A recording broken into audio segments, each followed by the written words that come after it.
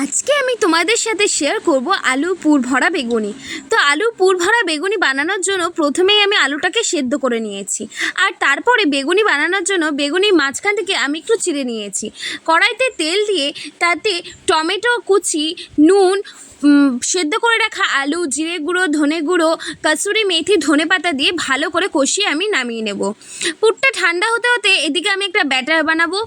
বেসন, চালের গুঁড়ো, কালো জিরে, নুন, হলুদ, লঙ্কার গুঁড়ো দিয়ে ভালো করে একটা ব্যাটারটা বানিয়ে নেব। পুরটা ঠান্ডা হলে সেটাকে বেগুনের ভেতরে ভালো করে আমি দিয়ে নেব। দিয়ে দেওয়ার পর একে একে সব বেগুনগুলোকে এভাবে সাজিয়ে নেওয়ার পর যে ব্যাটারটা করে রেখেছিলাম ব্যাটারে কোট করে আমি তেলে ছেড়ে দেবো। আর এইদিকে বক ফুলের বড়াগুলোও কিন্তু ব্যাটারে চুবিয়ে ভেজে ছেড়ে দেবো তেলে। তো তোমরা কারা কারা এই বক ফুলের বড়া খেতে ভালোবাসো অবশ্যই কমেন্টে জানিও। তারপরে এপিট ওপিট ভালো করে লাল লাল করে ভেজে আমি তুলে নেব। দেখো কতটা খাস্তা হয়েছে, তোমাদের কেমন লাগলো।